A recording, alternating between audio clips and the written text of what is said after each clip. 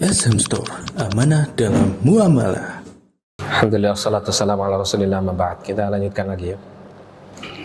Tadi kita telah membaca penjelasan dari Syekh Muhammad bin Bazmul hafizahullah ta'ala mengenai salat sunnah rawatib untuk subuh.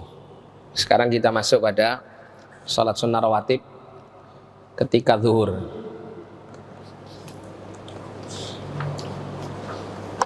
Jadi sifat salat sunnah rawatib zuhur, imma an tusalla arba'an qabla salati zuhri wa arba'an ba'daha. Yang pertama ya, kaifiyahnya itu ada yang 4 rakaat sebelum salat zuhur dan 4 rakaat sesudah salat zuhur, dan ini dilakukan 2 rakaat salam, 2 rakaat salam. Wa imma an tusalla arba'an qabla salati zuhri wa thnataini ba'daha. Bisa dilakukan dengan 4 rakaat sebelum salat zuhur dan 2 rakaat sesudahnya. Ini yang kedua ya. Wa imma an tusalla ithnataini qabla salati dhuhri wa ithnataini ba'daha. Dan bisa dilakukan 2 rakaat sebelum salat zuhur dan 2 rakaat sesudahnya.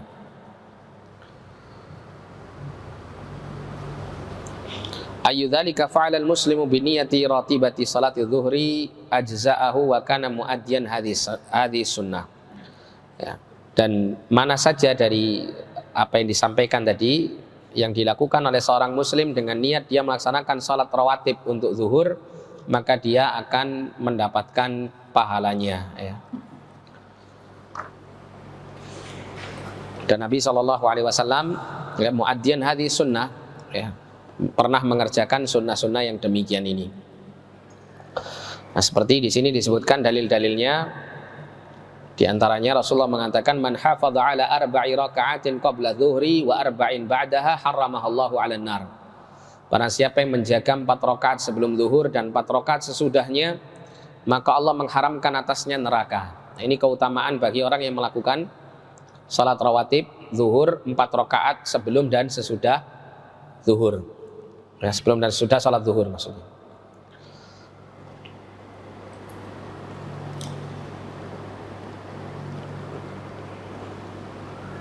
Kemudian juga ya, terdapat riwayat yang lain mengenai pelaksanaan salat sunnah rawatib ya, yang sebelum zuhur 4 rakaat dan sesudahnya 2 rakaat. Seperti riwayat Aisyah radhiyallahu anha ya, tentang kaitannya dengan salat tatawwu' Rasul sallallahu alaihi wasallam. Ya, kana yusalli fi baiti qabla dhuhri arba'an thumma yakhruju fayusalli bin nas thumma yadkhulu fayusalli rak'ataini. Adalah Rasulullah SAW ya, ketika di rumahku beliau salat 4 rakaat sebelum zuhur, kemudian beliau keluar salat bersama manusia, kemudian kembali masuk ke dalam rumah melaksanakan salat sunnah 2 rakaat. Ini juga mengisyaratkan kepada kita bahwa salat rawatib dan salat-salat sunnah secara umum itu yang lebih afdal adalah dilakukan di mana? Di rumah. Dilakukan di rumah. Berdasarkan apa yang biasa dilakukan Rasul sallallahu alaihi wasallam, beliau sering melakukan salat sunnahnya di rumah daripada di masjid. Ya, meskipun demikian boleh seseorang misalnya melakukan salat sunnahnya di masjid, namun yang lebih afdal adalah di rumah. Ya, bahkan Nabi SAW melarang kita untuk menjadikan rumah-rumah kita ini seperti kuburan.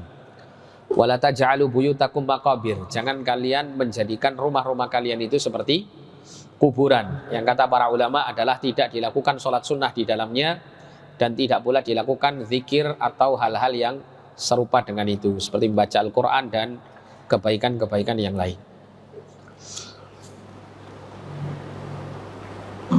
Adapun untuk yang 2 rakaat sebelum salat zuhur dan 2 rakaat sesudah salat zuhur, ini berkaitan dengan riwayat yang kita baca tadi mengenai salat rawatib yang berjumlah 10 rakaat. Ya, yang kita baca tadi hadisnya, ada yang berjumlah salat rawatib itu keseluruhannya ada yang berjumlah 10 rakaat, yaitu pada saat zuhur adalah dilakukan 2 rakaat sebelum dan sesudah salat zuhur. Nah, kemudian bagaimana kalau seseorang itu kehilangan 2 rakaat setelah sebelum atau 4 rakaat ya. Orang yang kehilangan 4 rakaat sebelum zuhur, apa yang harus dilakukannya kalau dia menginginkan untuk tetap mendapat pahala melaksanakan salat rawatib tersebut? Dari Aisyah radhiyallahu anha bahwasanya Nabi SAW ketika beliau tidak melaksanakan salat 4 rakaat sebelum zuhur, maka beliau melaksanakan salat 4 rakaat itu sesudahnya, sesudah salat zuhur. Jadi sesudah salat zuhur berzikir, kemudian salat 4 rakaat yang ditinggalkan sebelumnya. Setelah itu baru menambah 2 rakaat atau 4 rakaat untuk ba'diyahnya. Nah, begitu.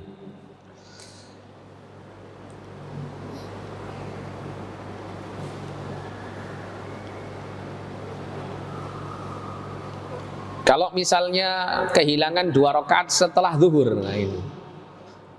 Di awal zuhur ya, sebelum sholat zuhur bisa melakukan 4 rakaat. Tapi setelah sholat zuhur untuk ba'diyahnya tidak dilaksanakan misal gitu ya.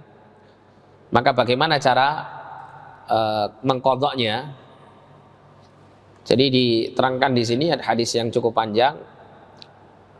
Yang intinya diterangkan di sini diperbolehkan untuk dilakukan di saat setelah asar. Ya, Rasul pernah melakukan sholat 2 rakaat setelah asar.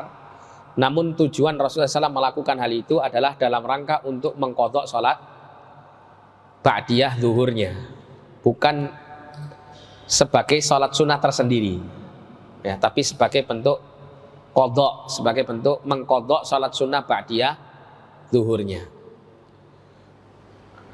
Ada sebagian ulama seperti Syekh Al-Albani rahimahullah menetapkan sholat sunnah ba'diyah asar itu masyru', disyariatkan berdasarkan hadis yang ini. Ini sangat panjang hadisnya, kita ringkas karena waktunya tidak cukup ya. Namun wallahu alam yang lebih tepat kalau berkaitan dengan hadis ini adalah bahwa yang dilakukan Rasulullah SAW 2 rakaat setelah asar itu bukan sholat sunnah secara tersendiri, tapi itu maksudnya adalah untuk mengqadha sholat sunnah ba'diyah zuhurnya yang ditinggalkan oleh beliau sallallahu alaihi wasallam. Nah, kemudian ratibatu salatil asri. Ratibatu salatil asri. Salat asar ya. Salat rawatibnya untuk salat asar adalah 4 rakaat. Dan di dalam hadis Nabi SAW mengatakan rahimallahu mra'an shalla qabla al-asri arba'an. Mudah-mudahan Allah memberikan rahmah ya, kepada orang yang sholat sebelum asar 4 rakaat. Kalau kita mendapati ada kalimat rahmah, maka maksud daripada rahmah itu adalah ampunan dosa untuk kesalahan dan dosa di masa lalu, dan ya taufik untuk menjalankan kebaikan dan meninggalkan dosa-dosa di masa yang akan datang. Itu makna daripada rahmah. Jika seseorang itu diberikan rahmat oleh Allah, maka Allah akan mengampuni segala dosa-dosanya yang terdahulu dan memberikan taufik pertolongannya untuk senantiasa dia bisa taat dan melakukan kebaikan serta meninggalkan dosa-dosa di masa yang akan datang. Itu makna dari rahmah.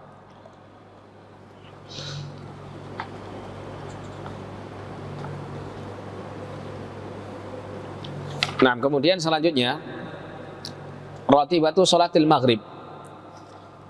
Sholat rawatibnya untuk maghrib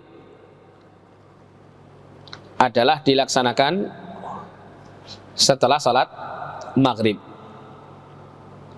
Ya, seperti yang disebutkan tadi ya.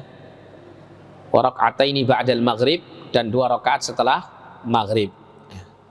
Berdasarkan hadis yang panjang mengenai 12 rakaat yang apabila dilakukan akan dibangunkan rumah di surga, yaitu salat rawatib yang 12 jumlahnya, yang dirinci di dalamnya diantaranya ada kalimat wa raka'ataini ba'dal maghribi, ya 2 rakaat setelah maghrib.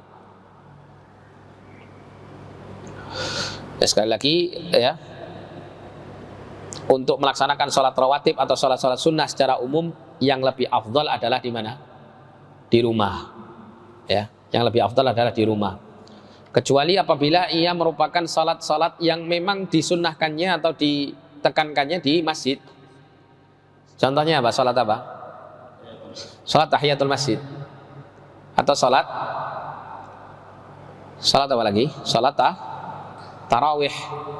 Iya kan? Salat tarawih. Adapun salat-salat sunnah yang lainnya itu dianjurkan untuk dikerjakan di rumah. Ya, termasuk salat rawatib ini. Kecuali begini, kalau Anda memiliki kebiasaan, kalau saya nggak salat langsung Ustaz di masjid, nanti kalau pas pulang ke rumah itu biasanya lupa. Atau malah biasanya tersibukkan dengan sesuatu sampai akhirnya saya tidak bisa mengerjakannya. Nah, maka silakan Anda melakukannya di masjid. Kalau memang kondisinya demikian, daripada sama sekali Anda tidak melakukan sholat sunnah ini. Ya, tapi sebisa mungkin Anda lakukan di rumah, ya, sehingga bagian kebaikan sholat yang kita lakukan, sholat sunnah ini bisa memberikan pengaruh yang baik, pengaruh yang positif di dalam rumah kita. Kemudian juga ratibatul isya, ya, sholat sunnah rawatib isya ini dilakukan setelahnya. Ya, sebagaimana hadis tadi menerangkan, ya, wa raka'ataini ba'dal isya, dan 2 rakaat setelah isya.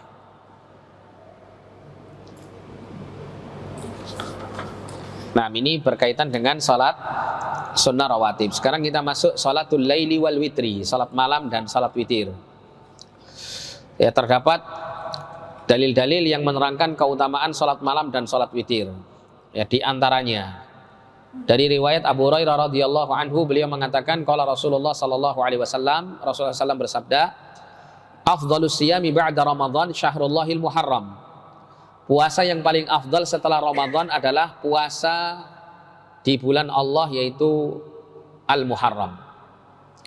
Wa afdhalus salati ba'dal faridati salatul lail. Dan salat yang paling afdal setelah salat yang wajib itu adalah salatul lail, salat malam. Ada hadis disebutkan di sini, ya, keutamaan puasa di bulan Muharram. Akan tetapi kita tidak pernah mendapati, ya, ada hadis yang menerangkan bahwa Nabi SAW di bulan Muharram itu memperbanyak puasa sunnah. Pernah tidak kita mendengar seperti ini? Bahwa Nabi SAW itu berpuasa di bulan Muharram itu dengan jumlah yang banyak, dengan hari yang banyak. Kita tidak pernah mendapati begitu, ya, riwayat seperti ini. Yang kita dapati justru puasa di bulan Sya'ban. Rasul memperbanyaknya di bulan Sya'ban. Padahal Rasul mengatakan dalam hadis ini, afdhalus siyami ba'da Ramadan syahrullahil muharram. Puasa yang paling afdal setelah bulan Ramadan itu adalah puasa yang dilakukan di bulan Muharram. Ya, tentunya Nabi kalau sudah menyampaikan seperti ini, mesti Nabi yang terdepan dalam mengamalkannya. Ya, tentunya Nabi yang akan memperbanyak puasa-puasa di bulan Muharram ini. Akan tetapi tidak pernah ditemukan riwayat Rasulullah memperbanyak puasa di bulan Muharram. Apa alasannya? Ada yang tahu? Ini tambahan saja, ya. Ada hadiahnya tuh, Mas? Nggak ada, ya? Oh, nggak ada. Oh, ya sudah. Apa, Pak? Pak mau jawab tadi? Tidak sempat. Beliau meninggal. Ya, ada keterangan para ulama itu mengatakan begini, ya. Ada yang mengatakan bahwasanya Rasul Shallallahu Alaihi Wasallam itu di bulan Muharram itu sering melakukan safar, sehingga jarang melakukan puasa. Ya, kemudian yang berikutnya bisa jadi keutamaan ini, ya, keutamaan ini diterangkan oleh Nabi Shallallahu Alaihi Wasallam itu di akhir-akhir hayat Nabi SAW, ya. Sehingga beliau belum sempat memberikan contoh, beliau Shallallahu Alaihi Wasallam meninggal dunia. Ya, sebagaimana berkaitan dengan puasa Tasu'ah itu, ya, yang menyertai puasa Asyura. Rasul menginginkan di tahun depan, ya, jika Rasul masih diberikan usia oleh Allah SWT, maka akan berpuasa di tanggal 9-nya, ya. Bukan hanya tanggal 10 tapi tanggal 9-nya. Akan tapi, ya, Allah takdirkan beliau tidak menjalankannya. Nah, di sini ada hadis wa afdhalus salati ba'dal faridati salatul lail. Salat yang paling afdal setelah salat wajib adalah salat malam. Salat malam. Para ulama berselisih sebetulnya mengenai mana salat yang paling afdal itu. Apakah salat rawatib, salat sunnah ya maksudnya di sini ya, salat rawatib ataukah salat ini salat lail ya. Ya. Ya, para ulama berselisih di situ. Ada yang mengatakan salat rawatib itu lebih afdal daripada salat sunnah yang lainnya. Ada yang mengatakan salat malam lebih afdal dari salat sunnah yang lainnya. Berdasarkan hadis ini. Adapun para ulama mengatakan bahwa salat rawatib itu lebih afdal dari semua salat sunnah karena salat rawatib itu mengiringi salat yang wajib. Tidaklah ibadah yang mengiringi kewajiban itu kecuali ibadah yang paling afdal. Karena kita tahu bahwasanya kewajiban itu tidak bisa dikalahkan dengan yang sunnah. Tapi kalau sunnah itu mengiringi yang wajib, mestinya sunnah ini adalah sunnah yang paling afdal. Itu alasan mereka para ulama mengatakan salat rawatib adalah salat sunnah yang paling afdal dari semua salat. Adapun menurut golongan ini, ya, salat malam yang dikatakan Nabi adalah afdalus salati ba'dal fariidhah, salatul lail, itu adalah berkaitan dengan salat malam ini berkaitan dengan salat sunnah yang tidak menyertai kewajiban. Semua salat sunnah yang tidak menyertai kewajiban itu yang paling afdal adalah salat malam. Kan ada salat sunnah itu misalnya karena sebab apa? Setelah berwudu, atau tahiyatul masjid, atau salat sunnah mutlak tadi, atau salat sunnah ketika masuk dan keluar rumah. Nanti kita akan baca insya Allah kalau waktunya sampai ya. Dan salat sunnah yang lainnya yang tidak erat kaitannya dengan menyertai salat wajib, maka salat malam adalah yang paling afdal di antara semua salat-salat tersebut. Namun untuk salat sunnah yang menyertai salat wajib ini lebih afdal dari semua salat, termasuk salat malam. Sebagian ulama mengatakan demikian. Sebagian yang lain mengatakan bahwa salat malam ini adalah salat sunnah yang paling afdal secara keseluruhan. Bahkan tidak mengalahkan tidak bisa dikalahkan oleh salat rawatib sekalipun.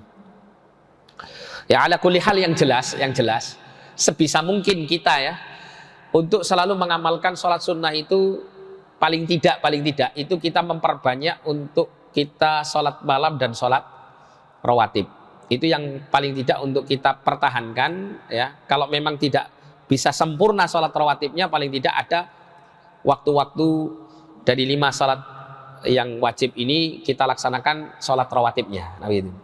Termasuk sholat malam minimal kita laksanakan sholat witirnya. Nah, gitu. Sebisa mungkin demikian. Ya karena keduanya adalah salat sunnah yang paling afdal menurut semua para ulama. Wallahu a'lam. Nah, kemudian selanjutnya dalam riwayat Abu Umamah Al-Bahili dari Rasulullah SAW, beliau mengatakan, "Alaikum biqiyamil lail." Hendaklah kalian mengerjakan qiyamul lail, salat malam. Fa innahu da'bus salihina qablakum. Karena sesungguhnya salat malam itu adalah kebiasaan orang-orang soleh sebelum kalian. Jadi kata-kata kebiasaan orang-orang soleh sebelum kalian ini memberikan isyarah kepada kita bahwa orang yang melakukan sholat malam termasuk dari golongan orang-orang as-salihun, orang-orang yang saleh. Wa huwa qurbatun lakum ila rabbikum, dan dia adalah bentuk pendekatan diri kalian kepada Tuhan kalian. Wa mukaffiratun lis-sayyi'at, dan sholat malam ini sebagai penghapus kesalahan-kesalahan kalian. Wa manhatun 'anil itsmi, dan salat malam ini bisa mencegah kalian dari melakukan dosa-dosa. Ya, dalam riwayat yang lain itu ada sebuah pertanyaan yang disampaikan Rasulullah sallallahu alaihi wasallam, ada orang itu mencuri di siang harinya, mencopet ya di siang harinya, tapi di malam hari dia salat malam.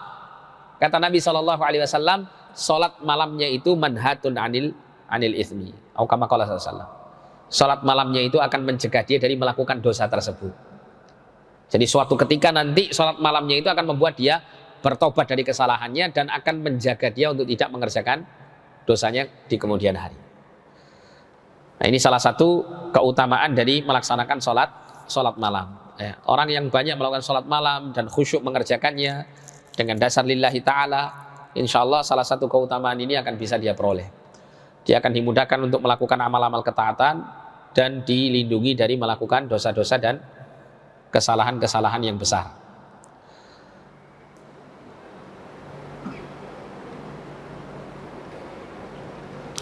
Kemudian Nabi mengatakan, innallaha zadakum salatan, sesungguhnya Allah menambahkan kepada kalian salat, fahafidhu 'alaiha wa hiyal witru, maka jagalah atasnya dan dia adalah salat witir. Dan dia adalah salat witir. Nah, kemudian hukum salat malam dan salat witir, salatul laili sunnatun mustahabbah wal witru fi akhiriha sunnatun muakkadah. Salat malam itu sunnah yang dianjurkan, sedangkan salat witir di akhir salat malam, berarti maksud di akhir salat malam itu apa? Seseorang melaksanakan salat malam terus menutupnya dengan salat witir, maksudnya begitu. Bukan salat witir saja, tapi dia salat malam dan menutupnya dengan salat witir. Maka ini adalah sunnatun muakkadatun, sunnah yang sangat ditekankan untuk dikerjakan. Bahkan menurut sebagian mazhab seperti mazhab Hanafi, mereka sampai menyatakan wajibnya salat witir. Wajibnya salat witir. Namun penetapan wajibnya salat witir ini tidak tepat dari sisi istidlalnya, dari sisi istimbatnya, pengambilan hukumnya. Akan tetapi ada di antara mazhab yang 4 itu, yaitu mazhab Abu Hanifah, yang menyatakan bahwasanya salat witir itu wajib karena tidak pernah ditinggalkan oleh Rasul Sallallahu Alaihi Wasallam. Sehingga mereka sebagian beranggapan wajibnya pelaksanakan salat witir ini. Kemudian Nabi mengatakan, ij'alu akhir salatikum bil laili witra, jadikanlah akhir salat kalian di malam hari itu adalah witir, yaitu salat witir. Dan Nabi juga mengatakan al witru haqqun, witir itu hak, satu amal yang hendaklah benar-benar dikerjakan. Al-witru haqqun ala kulli muslimin. Kata hak itu terkadang juga dimaknakan wajib, ya. Oleh karena itu beberapa ulama dari kalangan mazhab Hanafi menyatakan wajibnya salat witir karena kalimat-kalimatnya yang ini. Al-witru haqqun atau al-witru haqqun ala kulli muslimin. Salat witir itu hak, wajib atas setiap muslim, begitu.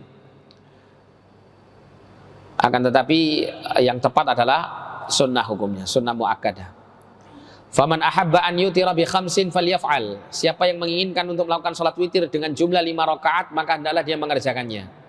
Wa man ahabba an yutira bi thalathin. Dan siapa yang senang untuk melakukan witir dengan 3 rakaat, maka hendaklah dia mengerjakannya. Wa man ahabba an yutira bi wahidatin falyaf'al. Dan siapa yang suka mengerjakan salat witir hanya dengan 1 rakaat, maka hendaklah dia mengerjakannya. Nanti kita akan baca mengenai kaifiyat salat witir, bagaimana tata caranya. Bahkan dalam riwayat yang lain ditambahkan, faman syaa'a autara bisab'in. Siapa yang menghendaki untuk melaksanakan salat witir, maka hendaklah dia melaksanakannya sebanyak 7 rakaat. Ada yang menyebut 7 rakaat. Kemudian juga penekanan dilaksanakan salat witir adalah sebagaimana juga Nabi pernah mengatakan kepada Abdullah bin Amr ibn al-As. Nabi mengatakan, ya Abdullah, wa ya Abdullah, la takun mithla fulan, jangan kamu seperti fulan, kana yaqumu minal laili fataraka qiyamul lail. Dia ini pernah menegakkan salat malam, kemudian dia meninggalkan salat malam. Dia meninggalkan salat malam. Nah, ini adalah bagian dari bentuk celaan dari Rasul, tapi celaan yang tidak ditekankan celaannya. Kenapa? Karena ini adalah bentuk sunnah, salat sunnah, bukan salat wajib. Termasuk juga yang menunjukkan sunnahnya salat malam adalah apa yang dilakukan Rasul Shallallahu Alaihi Wasallam ketika mendatangi rumah putrinya Fatimah. Nabi SAW mengetuk pintunya rumah Fatimah dan Ali, di malam hari, sambil mengatakan, ala tusalliyan, tidakkah kalian berdua salat malam? Fakultu, kata Ali bin Abi Thalib radhiyallahu an, ya Rasulullah, anfusana biyadillah. Wahai Rasulullah, jiwa kami itu kan di tangan Allah. Fa idza sya'an ya ba'atsana. Kalau memang Allah menghendaki untuk membangkitkan kami, membangunkan kami untuk sholat, maka Allah akan membangunkan kami untuk sholat. Apa maksudnya di sini, Pak? Ngeyel. Ngeles. Hujahnya pakai apa? Pakai takdir. Kalau Allah nakdirkan saya untuk bisa sholat, ya sholat nanti. Nah, ini kalau membaca syarah hadis ini, pelajaran di antara hadis ini adalah dilarangnya seseorang itu berhujjah dengan takdir dalam perkara-perkara yang berkaitan dengan melakukan dosa atau tidak melakukan ketaatan. Ya, meskipun hal itu tidak salah, dalam arti tidak salah itu apa yang dimaksud berupa ketaatan atau kemaksiatan seseorang itu juga atas karena takdir Allah Subhanahu wa taala. Akan tetapi berhujjah dengan takdir dalam hal yang seperti ini tidak diperbolehkan, ya, tidak diperbolehkan. Ya, banyak orang itu berhujjah dengan takdir dalam hal-hal yang seperti ini, tapi tidak pernah dia mengatakan dengan takdir Allah alhamdulillah saya bisa sholat malam. Tidak pernah ada. Ya, mesti untuk tidak melakukan perbuatan baik baru dia mengatakan ya kalau Allah takdirkan kan saya bisa sodako nanti. Gitu. Saya kan nanti sodako sendiri. Nah, ini tidak tepat. Kecuali kalau seseorang sudah mentaubati suatu kesalahan, terus kemudian dia menyatakan bahwa perbuatan dosa yang dulu pernah dia lakukan itu ya memang berdasar takdir Allah, tidak bisa keluar darinya. Seperti Adam alaihissalam ketika berdebat dengan Musa alaihissalam. Ya, Nabi Musa mengatakan, ya, engkau adalah bapaknya manusia karena engkau melakukan dosa maka engkau keluar dari surga. Kalau seandainya engkau tidak melakukan dosa, kamu akan tetap di surga. Kata Adam alaihissalam, bagaimana mungkin aku bisa menolak suatu ketentuan atau ketetapan Allah Subhanahu wa taala 50.000 tahun sebelum Allah menciptakan langit dan bumi, sudah menetapkannya. Ya. Maka kata Nabi SAW, hajja Adamu Musa, ya, ala Musa. Adam berargumentasi yang kuat di atas apa? Di atas argumentasi Musa. Akhirnya memenangkan dialog tersebut. Nah, kita lanjut di sini ya. Ya, tidak kalian berdua sholat? Maka Ali bin Abi Thalib mengatakan, wahai Rasulullah, jiwa kami di tangan Allah. Apabila Allah menghendaki, Allah akan bisa membangunkan kami. Ya, Allah pasti akan membangunkan kami. Ya, jika Allah menghendaki kami bangun, maka kami pun akan bangun. Maka kemudian Nabi pun pergi. Ya, Nabi nggak mau bantah perkataan Ali, karena memang Ali benar. Ya. Perkataan Ali ini benar. Tapi Nabi kemudian pergi meninggalkan rumah mereka sambil memukul pahanya, menandakan ketidaksenangan gitu ya. Nah, begini. Sambil Nabi mengatakan ya firman Allah SWT, wa kana lil insanu aktsara syai'in jadala. Dan manusia itu ya adalah makhluk yang paling banyak membantahnya. Nah, dari hadis ini pelajarannya apa? Salat malam itu adalah sunnah hukumnya. Kalau seandainya wajib, maka Nabi akan terus membangunkan keduanya, bahkan akan membuat keduanya itu ya dipaksa untuk melakukan sholat malam. Akan tapi tidak dikerjakan oleh Nabi SAW, dan Nabi pergi meninggalkan keduanya dalam keadaan tidur. Ini salah satu dalil yang menyatakan sunnahnya salat malam dan witir. Awal waktu salatil laili wal witri wa akhiruhu. Ya, waktu salat malam dan witir awal dan akhirnya. Awal adalah setelah salat isya dan akhirnya adalah fitulu'il fajri, ketika terbitnya fajar. Jadi awal salat malam itu setelah salat isya dan akhir adalah ketika terbitnya fajar shadiq. Nabi mengatakan fasalluha fima baina salatil isya'i ila salatil fajri. Maka salatlah ya salat witir ini antara salat isya sampai salat fajar. Yang menunjukkan bahwa waktu salat malam dan witir adalah di waktu tersebut. Jadi kalau seseorang itu dia memiliki kemampuan untuk melaksanakan salat malam dan witirnya itu di akhir malam, maka ini lebih afdal daripada dilakukannya di awal malam. Tapi kalau dia merasa khawatir untuk tidak terbangun di akhir malam, maka hendaklah dia mengerjakannya di awal malam. Ya, hendaklah dia mengerjakan di awal malam. Rasulullah mengatakan, man khafa alla yaquma min akhiril lail falyutir awwalahu. Siapa yang merasa khawatir untuk tidak bangun di akhir malam, maka hendaklah dia berwitir di awal malam. Wa man tama'a an yaquma akhirahu falyutir akhiral lail. Dan siapa yang merasa mampu untuk bangun di akhir malam, maka hendaklah dia berwitir di akhir malam. Fa inna salata akhiril laili masyhudah wa dzalika afdal. Karena sesungguhnya salat di akhir malam itu masyhudah, disaksikan oleh para malaikat. Ya, malaikat yang berganti gitu ya. Berganti antara malaikat pagi dengan malaikat malam gitu ya. Wadzalika afdal, dan waktu itu adalah waktu yang lebih afdal untuk dikerjakan salat malam dan salat witir. Kemudian jumlah rakaat salat malam dan witir serta sifat-sifatnya. Salat malam dan salat witir itu 11 rakaatan, 11 rakaat. Mazad Rasulullah SAW alaiha, Rasulullah SAW selama hidupnya tidak pernah menambahkan dari 11 rakaat. Adapun ketika kita mendapati riwayat Rasulullah pernah 13 rakaat ini ya. Ada yang mengatakan 2 rakaat itu adalah 2 rakaat salat sunnah ringan yang membuka salat malamnya, yang mungkin bisa dikategorikan seperti salat sunnah wudhu atau semacamnya itu ya. Sehingga tidak dikategorikan sebagai salat malam yang 11 rakaat. Atau juga para ulama menjelaskan bisa jadi 11 rakaat atau 13 rakaat ya. Itu 2 rakaatnya adalah salat sunnah fajar, setelah Rasul menutup salat malamnya dengan salat witir. Sehingga tetap salat malamnya beliau berjumlah berapa? 11 rakaat.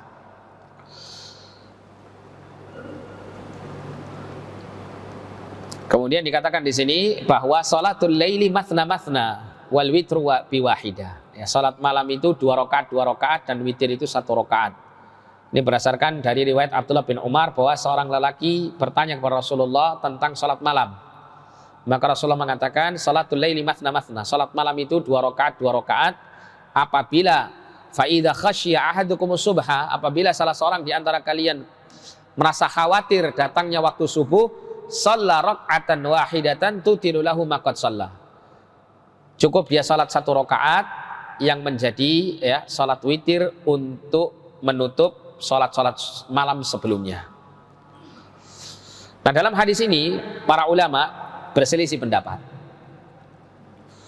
Sebagian ulama mengatakan dalam hadis ini Rasul Shallallahu Alaihi Wasallam tidak membatasi berapa jumlah salat malam, sehingga kita dapati sebagian ulama, sebagian kaum muslimin ada yang lebih dari 11 rakaat. Karena hadis ini tadi Nabi hanya mengatakan kaifiyat bagaimana cara salat malam itu, yaitu 2 rakaat, dan Nabi tidak menjelaskan tentang batasan jumlahnya. Ya.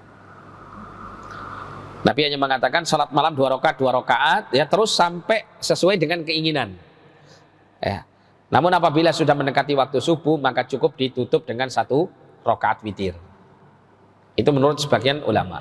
Bahkan sebagian ulama mengatakan bahwa melaksanakan salat malam 2 rakaat salam, jika lebih daripada 11 rakaat, maka hal ini ya dilakukan dengan membaca surat-surat yang pendek untuk apa istilahnya itu, untuk menyamai gitu ya, untuk menyamai 11 rakaat yang dilakukan Rasul Shallallahu Alaihi Wasallam, yang afdolnya dilakukan dengan membaca surat-surat yang panjang. Jadi menurut sebagian ulama ya, orang yang tidak memungkinkan dia melaksanakan sholat malam 11 rakaat dengan membaca bacaan-bacaan yang panjang seperti yang dilakukan Rasul Shallallahu Alaihi Wasallam atau mendekatinya, maka dia bisa mengganti 11 rakaat itu dengan menambahkan rakaat yang lebih banyak dengan membaca bacaan-bacaan yang ringan. Sebagian ulama mengatakan demikian. Namun sebagian yang lain mengatakan baik dia membaca panjang atau membaca pendek, tetap hendaklah dia mengerjakannya sebanyak 11 rakaat. Karena Rasulullah berdasarkan perbuatan beliau, sholat malam beliau tidak pernah lebih dari 11 rakaat. Sebagaimana Nabi mengatakan, "Shallu kama ra'aitumuni usalli." Salatlah kalian sebagaimana kalian melihat aku mengerjakannya. Mana yang rajih di sini? Wallahu a'lam. Kalau saya pribadi lebih merajihkan pendapat yang kedua. Dan ini juga dirajihkan oleh Syekh Abdul Aziz bin Baz rahimahullah dan beberapa ulama yang lain. Ya, bahwa salat malam itu 11 rakaat berdasarkan fi'liyah, perbuatan Nabi SAW, dan tidak pernah Nabi SAW meninggalkannya. Nah, sedangkan hadis tadi yang mengatakan bahwa salat malam 2 rakaat apabila merasa khawatir datang waktu subuh ditutup dengan 1 rakaat witir, maka di sini menjelaskan kaifiyat 11 rakaat yang dilakukan oleh Rasul Shallallahu Alaihi Wasallam tadi. Ya, kaifiyat yang dilakukan oleh Rasul SAW 11 rakaat itu adalah dilakukan dengan 2 rakaat salam, dan seterusnya. Ya, adapun batasannya adalah seperti yang dilakukan Rasul karena Rasulullah tidak pernah meninggalkan 11 rakaat dari sholat malamnya. Tidak pernah melebihinya. Kalau menguranginya pernah, tapi kalau untuk melebihinya tidak pernah. Ya. Wallahu a'lam bishawab. Kemudian sholat witir ya. Sholat witir. Sholat witir ini ada yang 1 rakaat. Ada yang 1 rakaat. Jadi 1 rakaat cukup apa? 1 rakaat saja kemudian salam. Ada juga witir itu 3 rakaat. Bagaimana kaifiatnya? 3 rakaat itu kaifiatnya adalah dengan 1 salam. Dengan 1 salam. Dengan rakaat pertama setelah Fatihah membaca Sabbihisma rabbikal a'la, surah Al-A'la. Kemudian rakaat kedua membaca Qul ya ayyuhal kafirun. Kemudian rakaat yang ketiga membaca Qul huwallahu ahad. Dalam riwayat yang lain ditambahkan setelah Qul huwallahu ahad membaca Muawwidzatain, Qul a'udzu birabbil falaq dan Qul a'udzu birabbin nas. Kemudian ada witir itu 5 rakaat. Bagaimana pelaksanaannya ya, praktek pengamalannya, yaitu dengan langsung melaksanakan sholat 5 rakaat tersebut. Ya, bersambung dengan satu salam.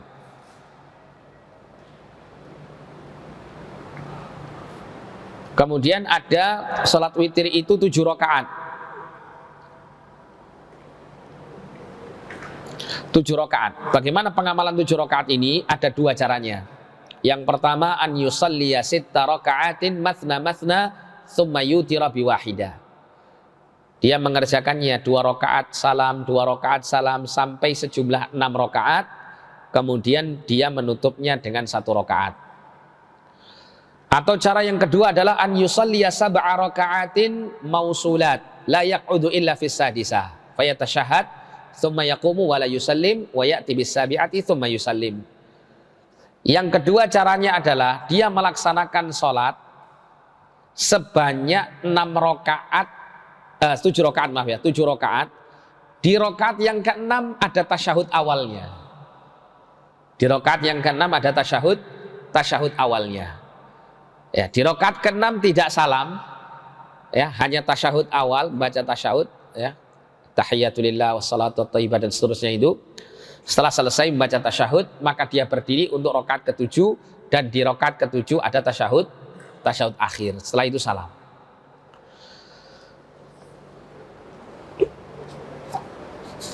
Ini berdasarkan riwayat dari Aisyah, ya, beliau menceritakan adalah Rasulullah SAW apabila melakukan sholat witir 7 rakaat, maka beliau tidak duduk kecuali di rakaat ini yang ke-9 maaf ya. Apabila Aisyah radhiyallahu mengatakan apabila Rasulullah itu melaksanakan sholat witir 9 rakaat, maka Nabi tidak duduk kecuali di rakaat yang ke-8. Fayahmadullaha wa yadhkuruhu wa yad'u. Maka Rasulullah memuji Allah, berzikir dan berdoa, maksudnya membaca tasyahud. Tsumma yanhadhu, kemudian Nabi bangkit, berarti tidak salam. Wala yusallim, tidak mengucapkan salam di rakaat ke-8. Tsumma yusallit tasi'ah, kemudian salat di rakaat yang ke-9. Kemudian Nabi duduk berzikir kepada Allah, berdoa, kemudian mengucapkan salam, ya. Taslimatan yusmi'una, ya. Bacaan salam yang diperdengarkan kepada kami. Tsumma yusalli raka'ataini wa huwa jalisun. Kemudian Nabi sallallahu alaihi wasallam salat 2 rakaat sedangkan beliau dalam keadaan duduk. Ini kalau 9 rakaat. Kalau 7 rakaat, lanjutannya di sini. Autara bi 7 rakaatin la yaqudu illa fis sadisa, tsumma yanhadhu wa la yusallim fa yusalli sabi'ah, tsumma yusallim taslimatan, tsumma yusalli rakaatain wa huwa jalis. Sama dengan 9 tadi.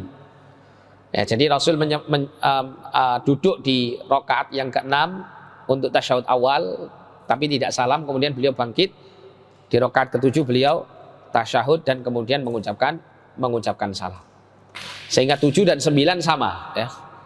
7 dan 9 sama, ada tasyahud awalnya di rakaat ke-6 dan rakaat ke berapa? Rakaat ke-6 untuk 7 rakaat, rakaat ke-8 untuk rakaat yang 9 jumlahnya. Kemudian witir 11 rakaat. Yaitu dengan 2 cara.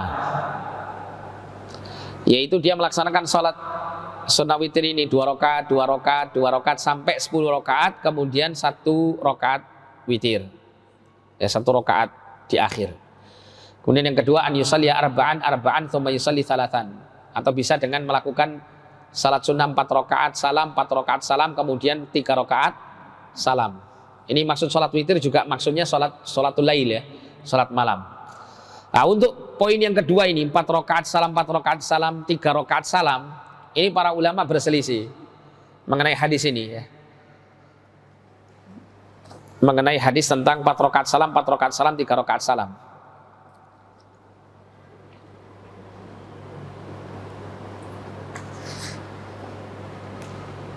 Ada yang mengatakan bahwa yang dimaksud 4 rakaat salam itu 4 rakaat, kemudian 4 rakaat, 3 rakaat, itu maksudnya 4 rakaat itu 2 rakaat salam, 2 rakaat salam, tapi tanpa ada jeda istirahat.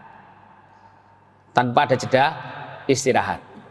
Misalnya ya, setelah salam dari rakaat kedua, Assalamualaikum warahmatullahi, langsung berdiri, Allahu Akbar. Terus kemudian dilaksanakan salat 2 rakaat kembali.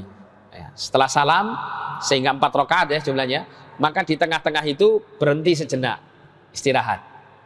Kemudian dilanjutkan lagi 2 rakaat salam, kemudian bangkit langsung 2 rakaat salam kemudian. Berarti 8. Setelah itu istirahat, setelah itu 3 rakaat, satu salam. Ini sebagian kaum muslimin di beberapa masjid juga mengamalkannya untuk sholat tarawih. 2 rakaat salam, 2 rakaat salam sampai 4 kali. Setelah itu 3 rakaat salam, satu kali salam. Dan ini termasuk daripada sunnah Rasulullah SAW. Yang menurut Syekh Ibnu Utsaimin rahimahullah, beliau lebih menguatkan pendapat yang demikian daripada yang 4 rakaat salam, 4 rakaat salam, kemudian 3 rakaat salam. Kenapa? Karena berdasarkan sabda Nabi yang tadi, sholatul laili mathna mathna, sholat malam itu 2 rakaat salam, 2 rakaat salam. Ya, wallahu a'lam bishawab. Sehingga bisa jadi 4 rakaat salam, 4 rakaat salam, 3 rakaat salam ini disunnahkan, atau maksudnya 4 rakaat itu 2 rakaat salam, 2 rakaat salam, istirahat, 2 rakaat salam, 2 rakaat salam, istirahat, kemudian 3 rakaat salam. Nah, sekarang apa yang dibaca dalam sholat witir? Jika 3 rakaat dibaca Sabbihisma rabbikal a'la, Qul ya ayyuhal kafirun, dan Qul huwallahu ahad. Dalam riwayat yang lain untuk rakaat ketiga ditambahkan apa? Al-mu'awwidzatain. Setelah itu disunahkan membaca Subhanal Malikil Quddus sebanyak 3 kali. Yutilu fi akhirihina, kata Nabi. Atau kata Ubay bin Ka'ab ya, menceritakan tentang salat witirnya Nabi. Jadi setelah salam dari salat witir disunahkan membaca Subhanal Malikil Quddus 3 kali, dan di akhir itu diperpanjang bacanya. Diperpanjang maksudnya bagaimana? Subhanal Malikil Quddus gitu. Kalau 2 biasa, yang 2 sebelumnya biasa Subhanal Malikil Quddus, Subhanal Malikil Quddus, Subhanal Malikil Quddus. Nah, itu diperpanjang. Nah, ini berkaitan dengan salat witir. Nah, kemudian al-qunutu fil witri, ya, kunut dalam salat witir secara ringkas diterangkan ya. Kunut dalam salat witir itu boleh dilakukan sebelum rukuk atau sesudah rukuk. Dan penulis kitab ini lebih menguatkan untuk lebih banyak dilakukan sebelum rukuknya daripada sesudah rukuknya. Namun ini adalah ahyanan, dilakukan kadang-kadang. Tidak setiap kali salat witir dilaksanakan kunut witir ini. Ya, tidak selalu apa? Tidak selalu setiap salat witir dilaksanakan kunut. Yang sunnah adalah dilakukan ahyanan, kadang-kadang saja. Terutama pada saat 10 hari yang terakhir di bulan Ramadan, di malam harinya. Maka ini disunnahkan untuk memperbanyak berkunut. Kemudian bagaimana kalau orang itu tertidur sehingga tidak salat witir? Sehingga dia tidak salat witir, padahal sebelumnya dia biasa salat witir ya. Dia tertidur, kemudian di waktu subuh dia bangun sehingga tidak salat witir. Maka disyariatkan dia untuk tetap melaksanakan salat witirnya di waktu duha, ya, di waktu pagi, dengan cara dia melaksanakan salat tersebut sebanyak 12 rakaat. Ya, itsnatai asyrata rakaatan, 12 rakaat.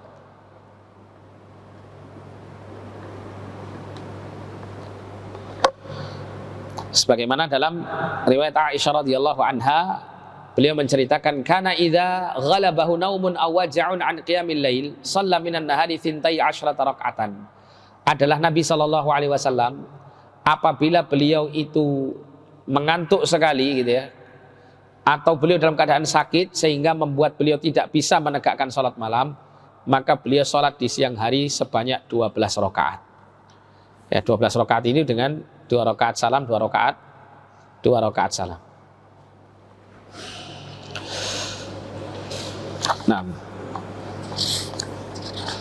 kemudian la witrani fi lailatin, tidak ada 2 witir dalam satu malam. Nabi bersabda sallallahu la witrani fi lailatin, tidak ada 2 witir dalam satu malam. Sehingga kalau seseorang sudah melaksanakan salat witir maka tidak boleh untuk salat witir lagi. Bagaimana kalau seandainya seseorang itu di awal waktu dia salat witir dan di malam hari dia ingin menambahkan salat? Ya, maka ada 2 keterangan di sini. Keterangan yang pertama adalah dia boleh melaksanakan sholat 1 rakaat lagi dengan niat untuk menggenapkan sholat witir yang sebelumnya dilakukan. Kemudian yang kedua adalah tetap dia melaksanakan sholat sunnah, namun tidak perlu menambahnya dengan sholat witir. Ya.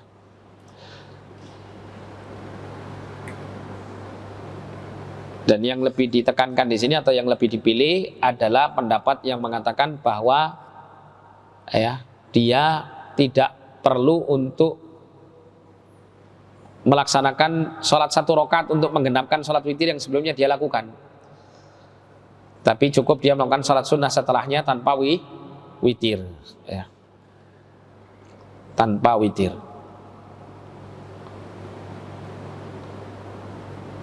Fa innahu yusalli ma badalahu wa la yanqut witrahu wa yad'u witrahu ala ma kana. Nah ini.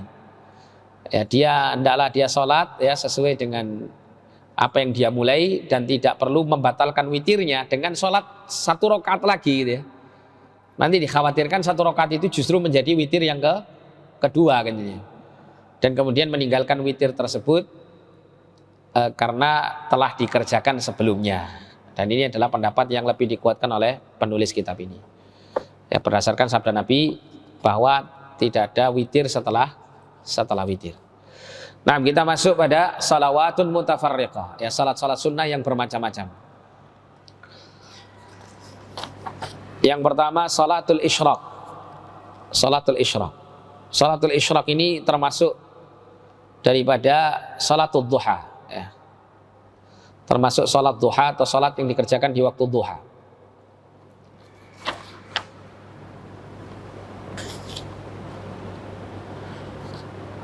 Dan Allah Subhanahu wa taala berfirman dalam Quran surat Shad ayat 18, yusabbihna bil asyi wal isyraq.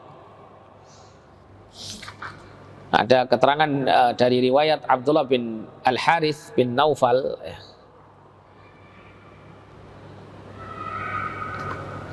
Beliau mengatakan kepada Ibnu Abbas, ya, wa kuntu aqulu, dan aku mengatakan, aina salatul isyraq?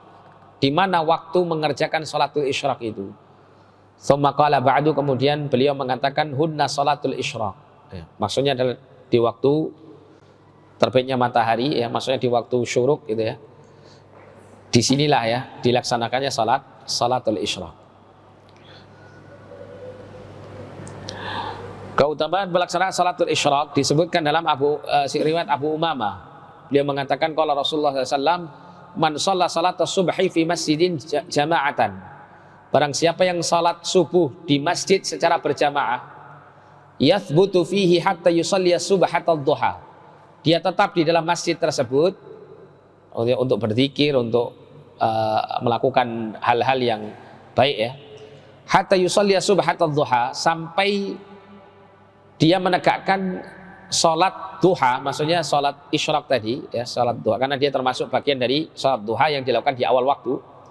Kana ka'ajri hajin au mu'tamirin taman hajjatihi wa umratihi, maka dia mendapatkan pahala seperti pahalanya orang yang berhaji atau pahala orang yang berumrah yang sempurna haji dan umrahnya.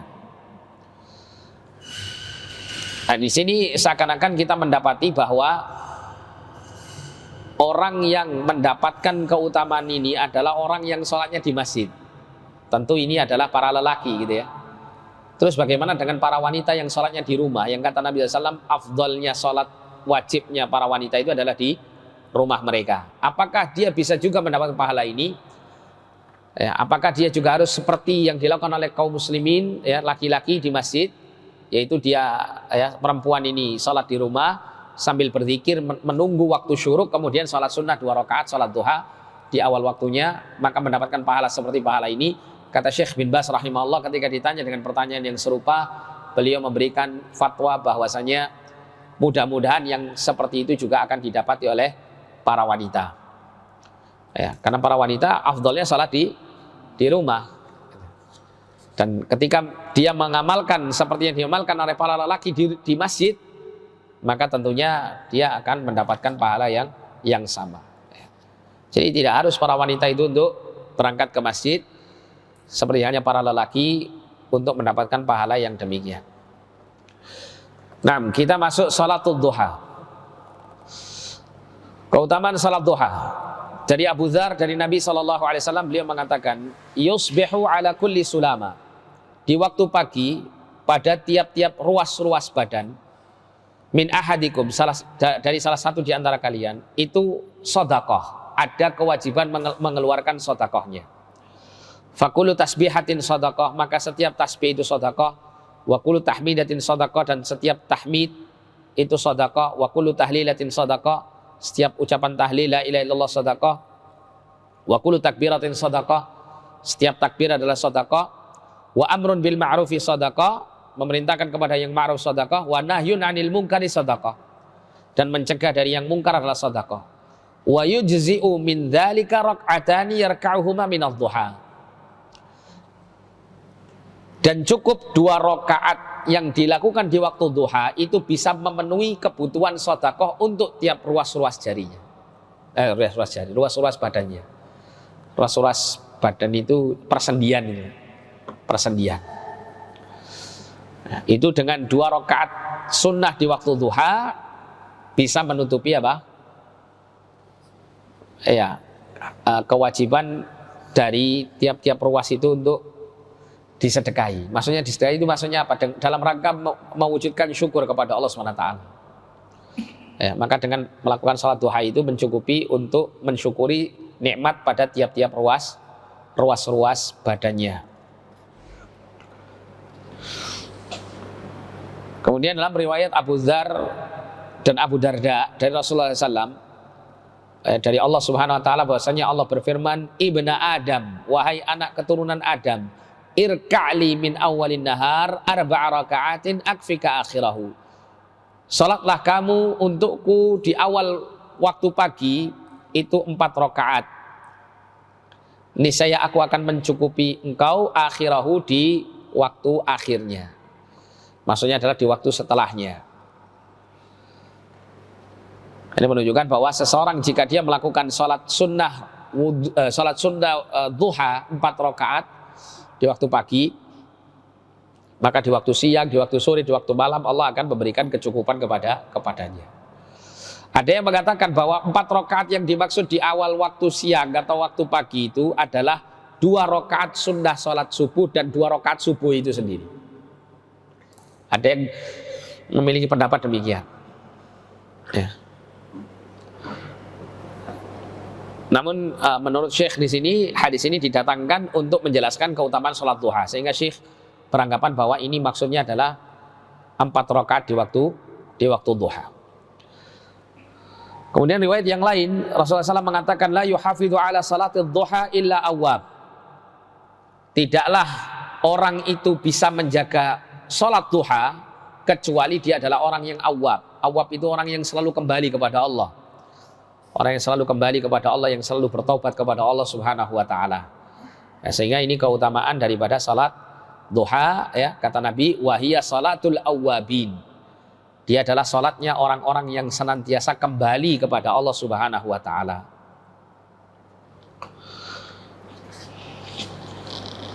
Kemudian kapan waktu salat sunat duha ini dikerjakan?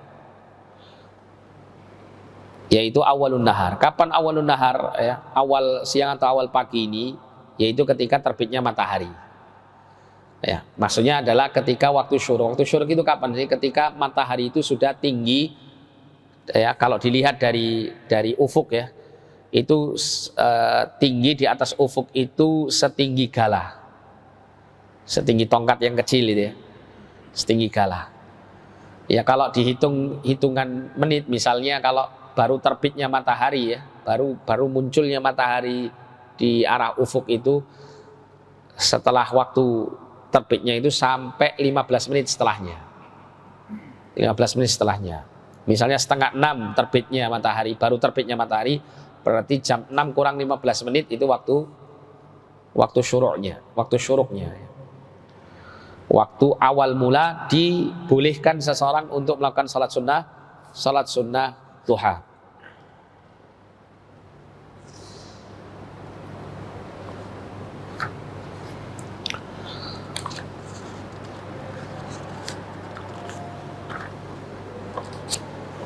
Nah, kemudian yang berikutnya adalah salatud dukhuli wal khuruji minal manzil. Salat sunnah ketika masuk dan keluar dari rumah. Pernah dengar enggak ini salat sunnah ini? Belum pernah ya? Kalau salat sunnah masuk masjid, iya. Tapi kalau salat sunnah masuk dan keluar rumah, ini belum pernah kita dengar ya.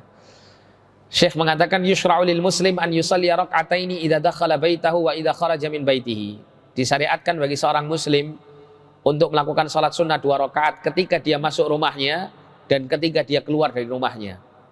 Berdasarkan riwayat dari Abu Hurairah radhiyallahu anhu dari Nabi sallallahu alaihi wasallam, beliau mengatakan, "Idza dakhalta manzilaka," apabila engkau masuk ke dalam rumahmu, "fasalli rak'ataini," maka salatlah 2 rakaat. "Tamna'anika madkhala su." 2 rakaat itu akan mencegah engkau dari masuk tempat yang buruk. Jadi keburukan yang ada di dalam rumah itu dihilangkan oleh Allah dengan sebab 2 rakaat yang kita lakukan.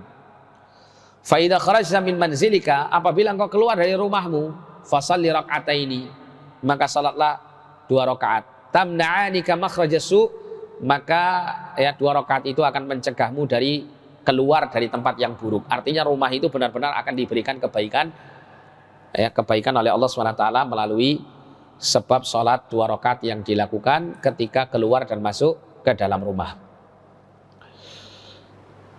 Kemudian sholat sunnah yang berikutnya adalah sholatu rak'ataini ba'dal wudu. Sholat sunnah 2 rakaat setelah berwudu. Dari Uqbah bin Amir beliau mengatakan,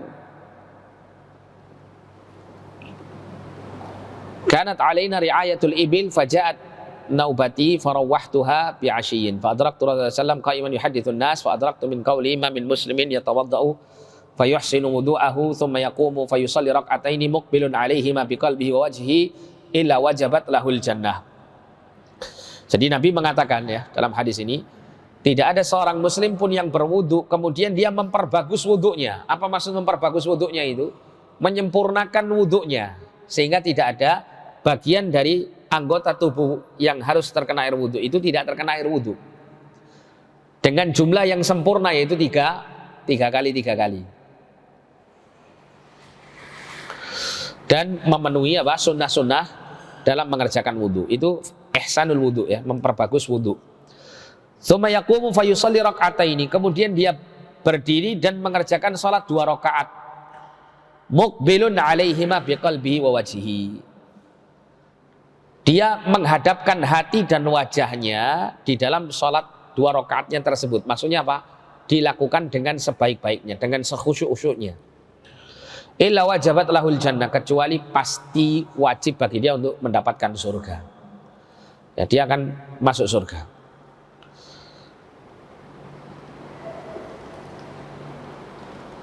Ini menunjukkan bagaimana keutamaan sholat sunnah wudhu. Ya, bahkan dalam riwayat yang lain mengenai keutamaan sahabat Bilal bin Rabah ya.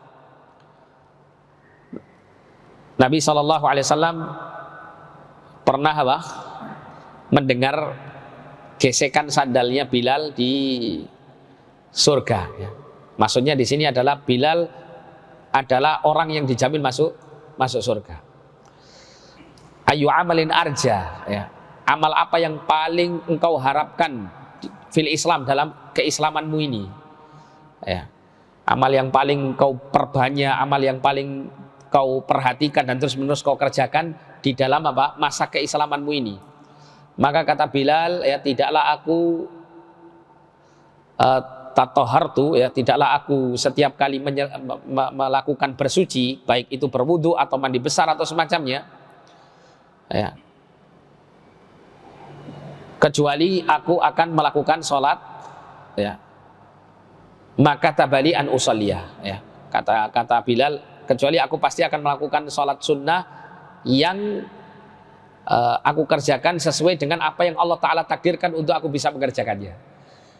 Maksud dari kalimat ini adalah sholat sunnah wudhu itu sunnahnya 2 rakaat, ya, sunnahnya minimal 2 rakaat, minimal 2 rakaat.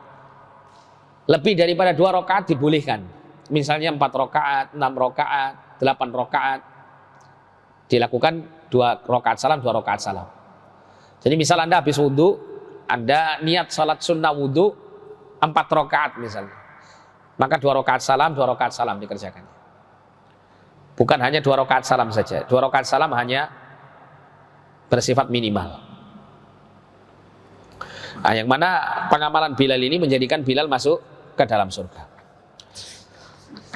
Nah, kemudian selanjutnya salatu tahiyatul masjid. Salat tahiyatul masjid. Salat tahiyatul masjid ini sebagian ulama mewajibkannya, sebagian ulama mensunnahkannya. Penulis kitab ini mengatakan yajibu 'alal muslimi idza dakhala al-masjid wa arada al-julus fihi an yusalli rak'atain. Wajib atas setiap muslim jika dia masuk ke dalam masjid dan menginginkan duduk di dalam masjid itu untuk salat sunnah untuk salat 2 rakaat. Jadi tahiyatul masjid menurut penulis kitab yang kita pelajari ini itu hukumnya wajib. Hukumnya wajib. Apakah sholat tahiyatul masjid itu merupakan sholat sunnah tersendiri, ataukah dia bisa, ya, tergugurkan kewajibannya dengan sebab melakukan sholat sunnah yang lain? Maka ya, para ulama menjelaskan bahwa sholat sunnah tahiyatul masjid itu bisa tergugurkan dengan sholat sunnah yang lain, atau kewajibannya bisa tergugurkan jika yang berkeyakinan wajib dengan dia melakukan sholat yang lain. Maksudnya sholat yang lain bagaimana? Misalnya ada orang masuk ke dalam masjid, dia tidak meniatkan sholat 2 rakaatnya di dalam masjid itu untuk sholat sunnah tahiyatul masjid atau untuk sholat tahiyatul masjid, tapi untuk sholat sunnah qobliyah misalnya, untuk sholat sunnah qobliyah zuhur misal begitu ya. Semisal adzan telah berkumandang, ya, kemudian dia masuk ke masjid dalam waktu zuhur, maka dia sholat 2 rakaat sunnah untuk qobliyah zuhur, sunnah rotibah qobliyah zuhur. Maka ini sudah bisa menggugurkan kewajiban atau kesunahan apa? Salat tahiyatul masjid.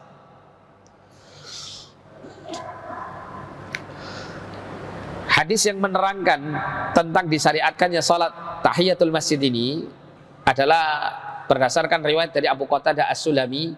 Rasulullah SAW bersabda, "Idza dakhala ahadukumul masjida falyarka' rak'ataini qabla an yajlis."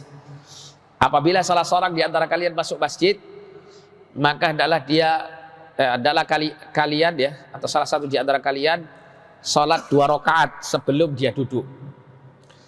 Kalimatnya falyarka' rak'ataini, falyarka' ada bentuk perintah. Yang mana kalau kita belajar ilmu usul fikih, perintah itu menghasilkan hukum wajib. Nah, hukum wajib ini akan tetap ada ya, selama tidak ada dalil yang memalingkan dari kewajibannya. Nah, menurut ulama yang mewajibkannya, tidak ada dalil yang memalingkannya. Bahkan ada dalil yang menguatkan kewajiban sholat tahiyatul masjid ini. Seperti contoh misalnya Rasulullah SAW pernah menegur seseorang yang masuk ke dalam masjid di waktu Rasul berkhutbah di hari Jumat. Lelaki tersebut langsung duduk tidak sholat 2 rakaat. Maka Rasul mengatakan as-salaita rak'atain, maka kamu telah salat 2 rakaat. Maka lelaki ini mengatakan belum ya Rasulullah. Maka Rasul perintahkan qum fasalli, bangkitlah kamu, berdirilah kamu dan laksanakan salat. Yang menunjukkan bahwa salat tahiyatul masjid ini menurut sebagian ulama adalah wajib hukumnya.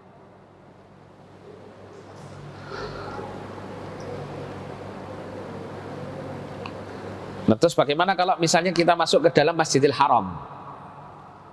Masjidil Haram, apakah kita tetap disyariatkan untuk tahiyatul masjid?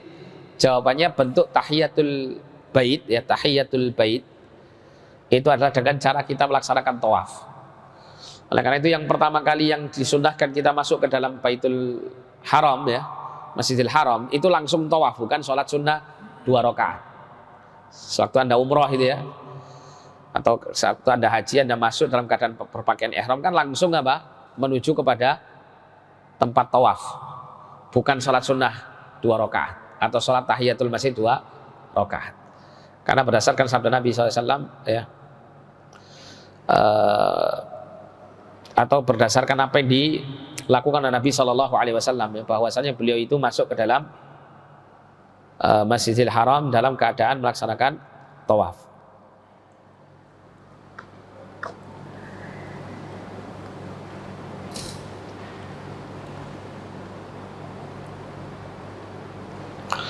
Namun ini wallahu alam adalah ketika dalam keadaan ihram, ya. Tapi kalau tidak ihram maka tetap apa?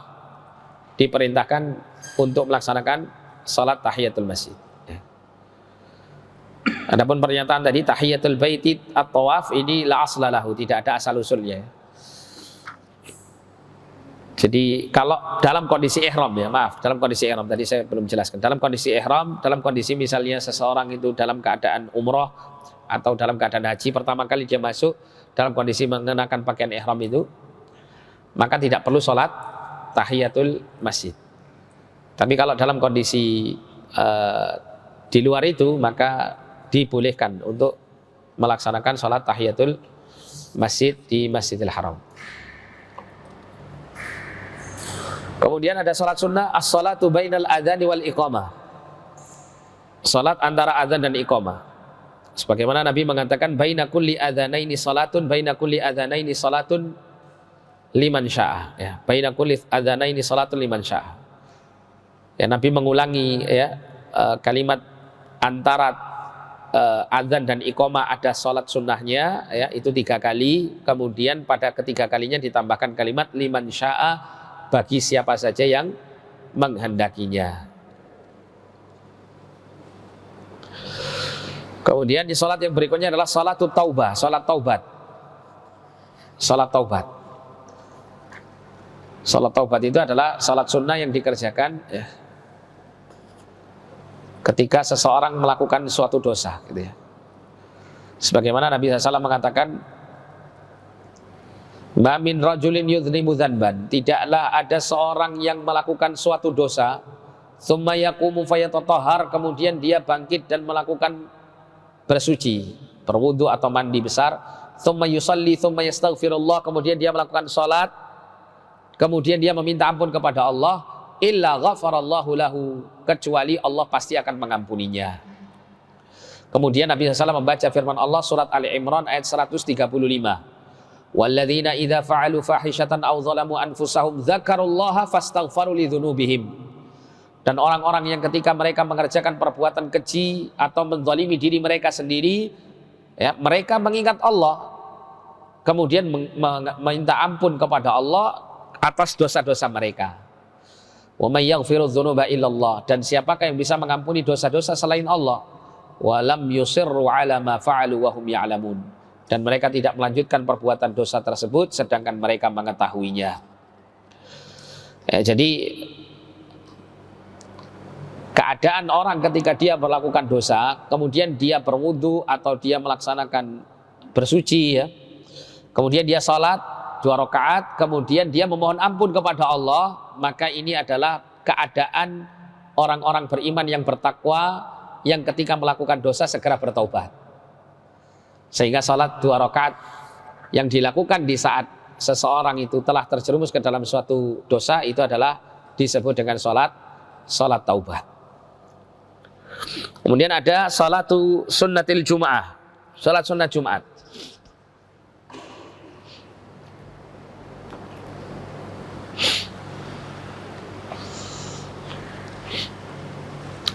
Salat sunnah Jumat.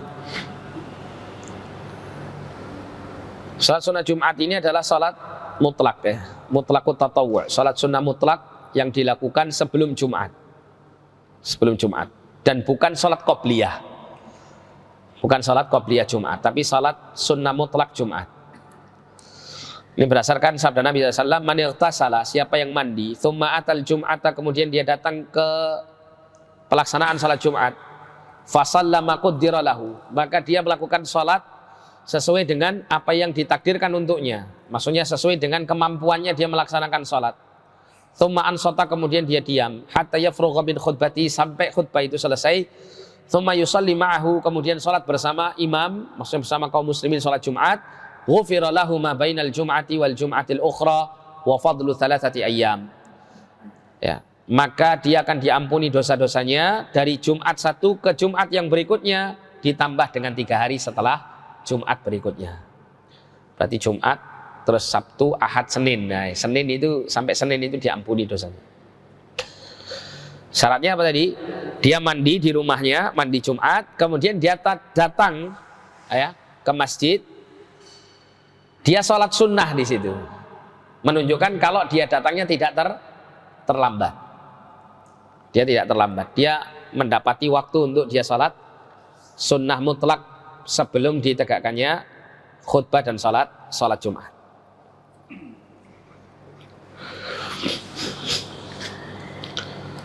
Kemudian as-sunnatul ba'diyatul lil jum'ah, sunnah ba'diyah untuk sholat Jumat. Berdasarkan hadis Ibnu Umar radhiyallahu an, ya, raka'ataini ba'dal jum'ati fi baitihi, ya. Rasulullah pernah melaksanakan 2 rakaat setelah sholat Jumat di rumahnya. Dalam riwayat Abu Hurairah, Rasulullah mengatakan, idza shalla ahadukumul jum'ata falyusalli ba'daha arba'an. Apabila salah seorang di antara kalian sholat Jumat, maka hendaklah dia sholat setelah sholat Jumat itu 4 rakaat. 4 rakaat. Maksudnya 4 rakaat 2 kali salam, ya. 2 rakaat salam, 2 rakaat salam.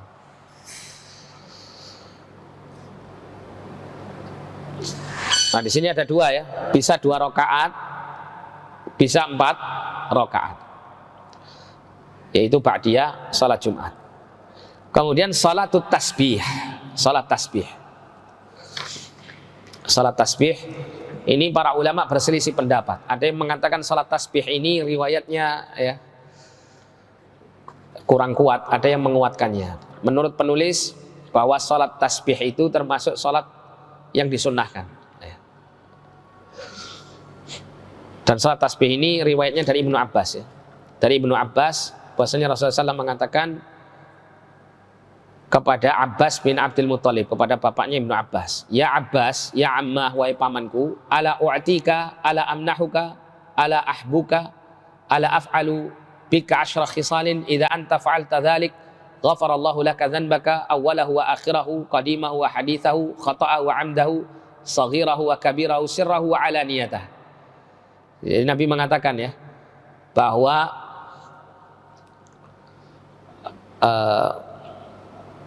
mengerjakan sholat tasbih itu keutamaannya disebutkan di sini ketika Nabi menyampaikan kepada Abbas, engkau jika mengerjakannya, kata Nabi, Allah mengampuni dosamu yang pertama sampai yang terakhir, yang terdahulu dan yang akan datang, yang kau lakukan dalam keadaan tidak sengaja dan yang sengaja, yang kecil maupun yang besar, yang bersifat rahasia dan bersifat terang-terangan. Oh, ini luar biasa sholat ini berarti ya. Keutamanya besar sekali. Yaitu dengan cara antusalliya arba'a raka'atin. Kau melakukan sholat 4 rakaat. Taqra'u fi kulli raka'atin fatihatal kitab wa suratan. Setiap rakaat kau membaca suratul Fatihah dan 1 surat yang lain. Fa idza faraghta minal qira'ati fi awwali raka'atin wa anta qa'imun qulta subhanallah walhamdulillah wa la ilaha illallah wallahu akbar 15 marrah. Apabila engkau telah menyelesaikan membaca surat di rakaat yang pertama, sedangkan kau masih dalam keadaan berdiri belum ruku', maka hendaklah engkau membaca subhanallah walhamdulillah walhamdulillah wala ilaha illallah wallahu akbar sebanyak 15 kali. Tsumma tarka'u, kemudian kamu ruku', fataquluha wa anta raki'un 10. maka engkau mengucapkannya dan engkau dalam keadaan rukuk itu 10 kali. Ya, setelah membaca bacaan rukuk ya, membaca tasbih subhanallah alhamdulillah wala ilaha illallah wallahu akbar 10 kali. Tsumma tarfa'u ra'saka minar ruku', kemudian engkau ya mengangkat kepalamu dari rukuk, fataquluha 10, membaca 10 kali tasbih tadi. Tsumma tahwi sajidan, engkau sujud, kau mengucapkannya 10 kali. Tsumma tarfa'u ra'saka minas sujud, duduk di antara dua sujud, kau mengucapkannya 10 kali. Tsumma tasjud, engkau sujud, kau mengucapkannya 10 kali. Tsumma tarfa'u ra'saka fataquluha 10. Ya, kemudian engkau bangkit ya, sebelum berdiri engkau mengucapkannya 10 kali. Fadzalika khamsun wa sab'una fi kulli raka'atin. Maka berjumlah 75 dalam setiap rakaatnya. Taf'al dzalika fi arba'i raka'atin. Lakukan hal itu semuanya dalam 4 rakaat. Idza stata'ta an tusalliha kulla yaumin marratan. Apabila engkau mampu untuk mengerjakan salat 4 rakaat seperti ini, salat tasbih ini, setiap harinya 1 kali, maka hendaklah kau mengerjakannya. Fa illam taf'al, apabila kau tidak bisa mengerjakannya dalam setiap hari, fa fi kulli jum'atin marratan, maka dalam setiap Jumat 1 kali kau kerjakan. Fa illam taf'al, apabila kau tidak bisa mengerjakannya, fa fi kulli syahrin marrah, maka setiap bulan kau lakukan 1 kali. Fa illam taf'al fa fi kulli sanatin marrah, jika kau tidak mampu mengerjakannya, maka di dalam setiap tahun sekali kau mengerjakannya. Fa illam taf'al fa fi umrika marrah. Kalau kamu tidak bisa mengerjakannya, maka dalam seluruh usiamu hidup itu paling tidak 1 kali kau bisa mengerjakannya. Hadis ini hasan li ghairihi, kata penulis kitab ini. Hasan ya, dia hasan karena sebab dikuatkan dengan ya penguat-penguat yang lain. Hadis ini secara zatnya dhaif, tapi dikuatkan oleh apa? Syawahid, oleh penguat-penguat yang lainnya, sehingga menjadi hasan li ghairihi ya, hadisnya hasan li ghairihi, sehingga boleh untuk diamalkan. Ini mengenai salat tasbih. Tapi salat tasbih sekali lagi diperselisihkan oleh para al-ulama. Kemudian salatul qadimi minas safar ya, salat karena kedatangan dari perjalanan jauh.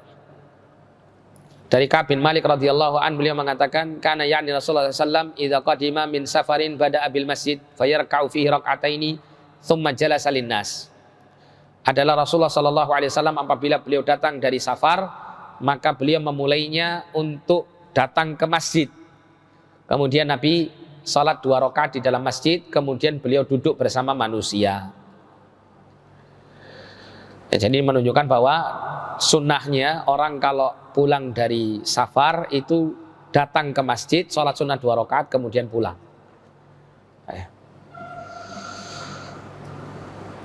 Kemudian yang berikutnya sholatul istikharah, salat istikharah.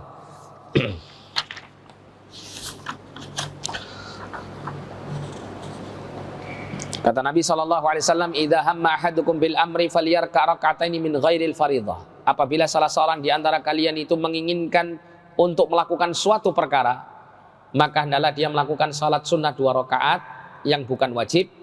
Tsumma liyaqul, kemudian dia mengucapkan doa, Allahumma inni astakhiruka bi'ilmika wa astaqdiruka biqudratik wa as'aluka min fadlikal azim fa innaka taqdiru wa la aqdir wa ta'lamu wa la a'lam wa anta 'allamul ghuyub. Allahumma in kunta ta'lamu anna hadzal amra khairun li fi dini wa ma'ashi wa aqibati amri aw qala ajili amri wa ajilihi faqdirhu li wa yassirhu li thumma barik li fihi wa in kunta ta'lamu anna hadzal amra syarrun li fi dini wa ma'ashi wa aqibati amri aw qala fi ajili amri aw wa ajilihi ya fasrifhu anni wasrifni anhu waqdir li al khaira haitsu kana thumma ardini bihi. Ya, qala wa yusammi hajatahu. Kemudian setelah membaca doa ini, dia mengucapkan hajat keperluannya, permintaannya itu yang bagaimana. Nah, ini doa ini bisa antum dapatkan dalam kitab Hisnul Muslim itu ya. Doa-doa harian yang ditulis oleh Syekh Dr. Sa'id bin Waf Al-Qahtani. Ini banyak terjemahannya, doa sehari-hari, doa Rasulullah sehari-hari. Nah, kemudian selanjutnya salatul kusuf wal khusuf, salat gerhana. Kenapa Mas? Sudah habis waktunya. Kurang 10 menit. Salat gerhana.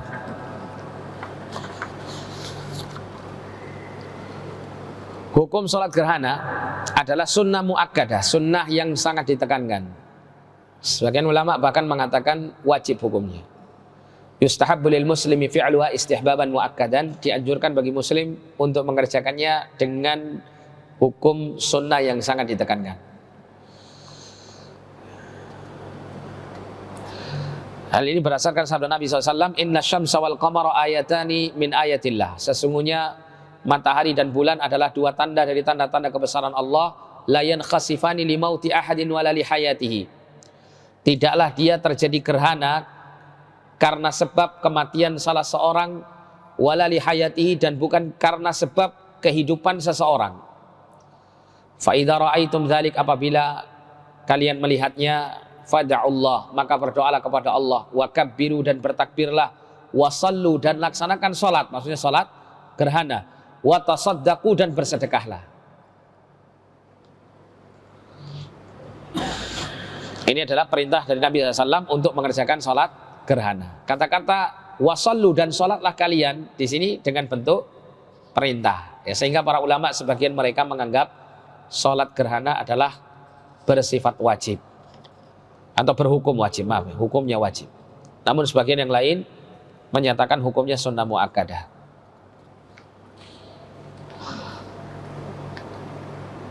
Dan dalam mengerjakan salat gerhana ini la adzana wala iqamata li salatil kusuf. Ya, tidak ada adzan dan iqamah dalam mengerjakan salat gerhana.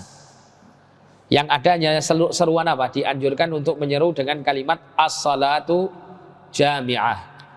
As-salatu jami'ah. Dan ini hanya untuk salat gerhana saja seruan ini ya. Bukan untuk salat-salat sunnah yang lain.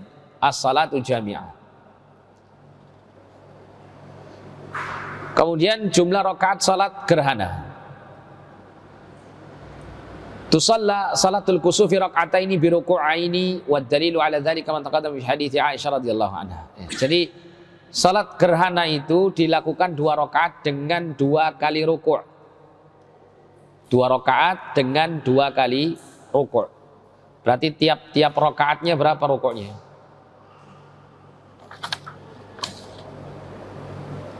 Bi ruku'aini ya 2 rakaat, per rakaatnya 2 kali rukuk. Perokaannya 2 kali rukuk.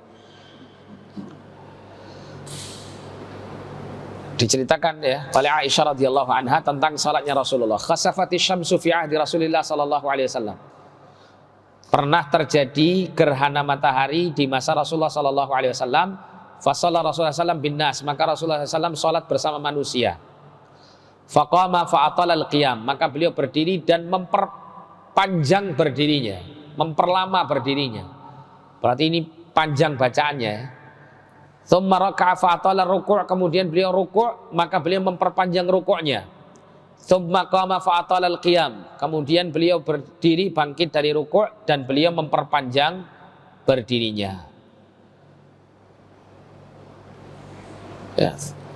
Maksudnya di sini adalah kembali membaca surat ya. Tsumma raka'a fa atala ruku', kemudian ruku' yang kedua maka beliau memperpanjang ruku' wa huwa duna ruku'il awal ya. Ini lebih pendek dari ruku' yang pertama. Tsumma sajada fa atala sujud. Ya, kemudian setelah itu beliau i'tidal dan kemudian sujud. Maksudnya demikian. Maka kemudian Nabi memperpanjang sujud.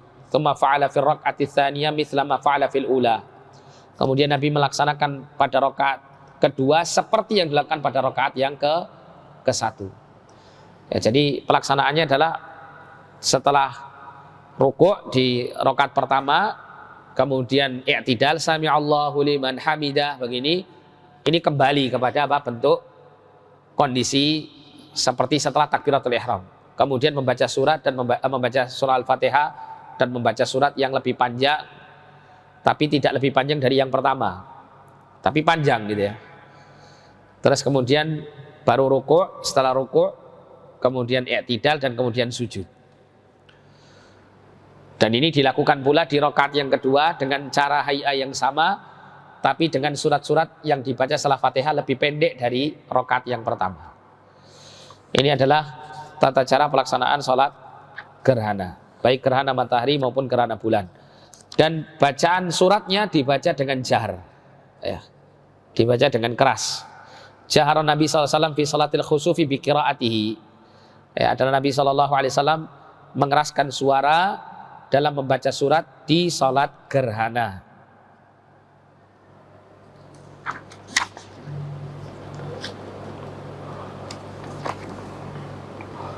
Disunahkan salat gerhana itu ya dengan panjang ya sampai kiranya gerhana itu telah kembali seperti semula. Ya, jadi permulaan datangnya gerhana atau terjadinya gerhana itu disunahkan melaksanakan sholat gerhana sampai gerhana itu hilang. Disunahkan ya, untuk memperpanjang sholat atau mendekati gerhana itu akan hilang. Ini adalah disunahkan. Tapi kalau seandainya tidak mampu ya semampunya saja. Nah, kemudian terakhir salatul idain ya. Salatul idain terakhir ya. Dia merupakan salat yang wajib atas setiap muslim yang mampu mengerjakannya, baik laki-laki maupun perempuan ya, di tempat dikerjakannya salat Id tersebut atau salat 2 hari raya tersebut. Ini menurut Syekh ya, penulis, beliau memilih pendapat wajibnya salat 2 hari raya. Sebagian ulama mengatakan salat 2 hari raya ini adalah salat sunnah. Ya. Di dalam salat Idain la adzana wala iqamata lil Idain. Tidak ada adzan dan iqamah untuk melaksanakan salat 2 hari raya.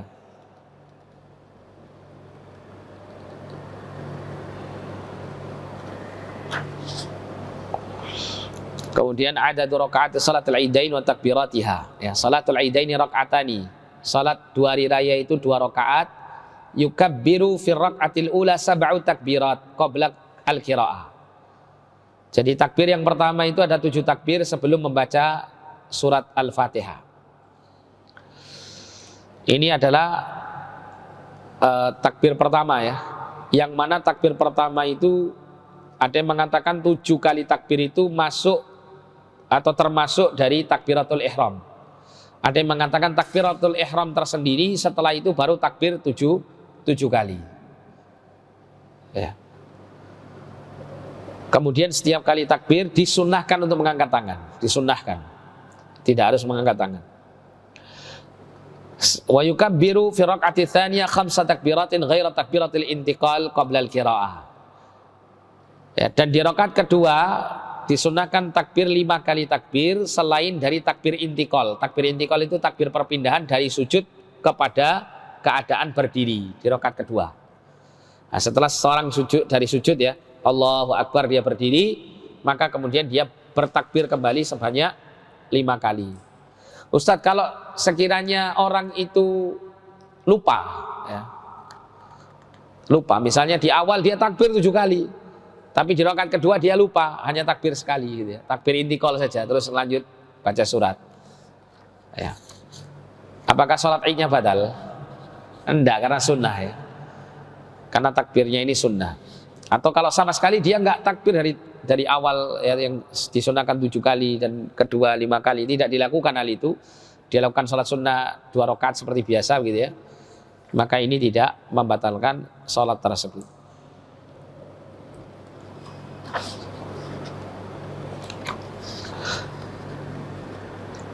Untuk bacaan dalam sholat Idain ini ya disunahkan untuk membaca ya surat, diantaranya ya dalam riwayat yang dilakukan oleh Nabi SAW setelah membaca Fatihah pada rakaat pertama beliau membaca surat Qaf wal Qur'anil Majid.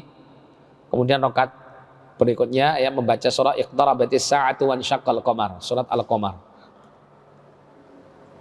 Dan beliau membacanya dengan suara keras. Kemudian dalam riwayat yang lain ya Rasul pernah melaksanakan sholat Id dengan setelah membaca suratul Fatihah beliau membaca Sabbihisma Rabbikal A'la, dan pada rakaat kedua adalah membaca Hal Ataka Haditsul Ghasyiyah, surat Al-Ghasyiyah.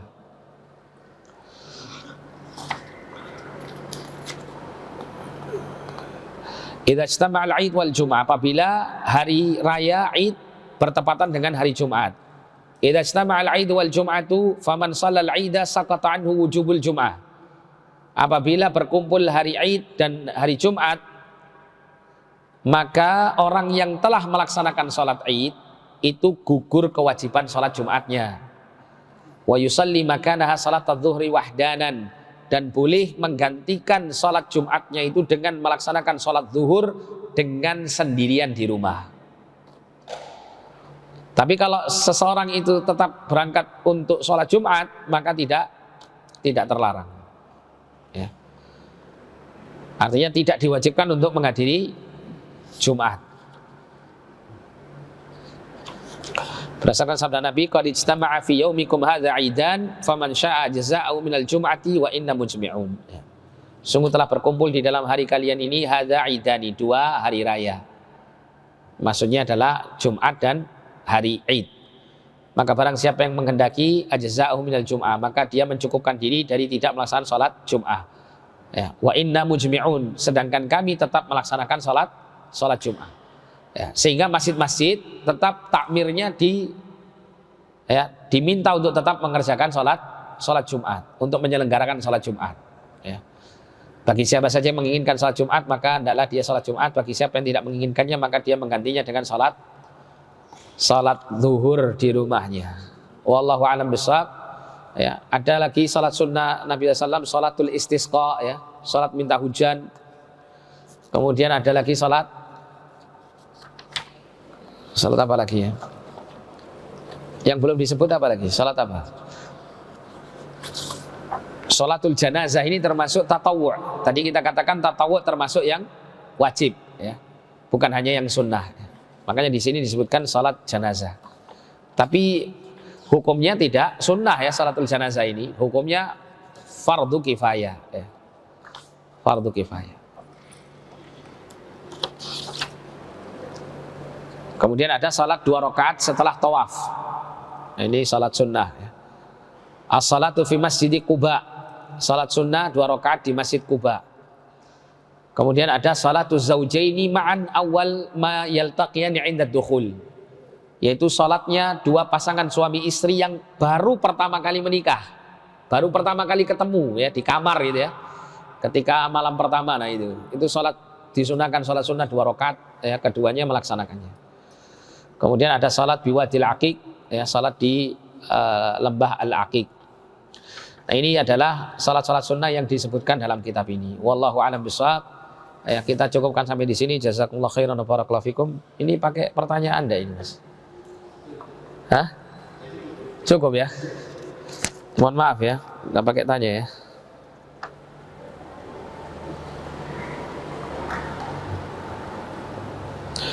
Nah, dua pertanyaan ini saja, ya, yang masuk, ya. Salat rawatib di rumah sampai masjid masih lama salat wajib. Apakah boleh salat tahiyat masjid? Boleh, enggak apa-apa. Tidak mengapa Anda datang salat tahiyatul masjid, ya. Kecuali yang menjadi perselisihan para ulama itu adalah salat yang dilakukan di waktu subuh. Ya. Kalau Anda sudah salat sunnah qobliyah subuh di rumah, maka sebagian ulama melarang untuk melaksanakan salat tahiyatul masjid jika Anda datang ke masjid sedangkan salat subuh belum dilaksanakan. Oleh karena itu lebih baiknya Anda di rumah, ya, salat sunnah 2 rakaat. Terus kemudian melakukan ittija' tadi. Melakukan apa?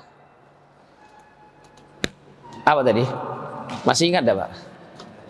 Iya, berbaring ke kanan miring tadi itu, sambil menunggu apa? Waktu menjelang iqamah. Itu yang disunnahkan. Salat di musola, apakah boleh salat tahiyat musola? Apa maksudnya musola ini? Kalau musola ini maksudnya memang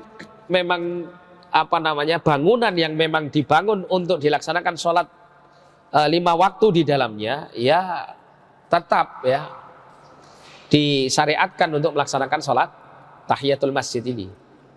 Tapi kalau maksudnya musola ini seperti yang ada di rumah kita misalnya gitu, ya, ada satu ruangan khusus yang kita sediakan untuk kita mengerjakan sholat sunnah di situ misalnya, maka ini bukan termasuk kita disyariatkan untuk sholat tahiyat musola dari tahiyatul masjid tadi. Enggak begitu, ya.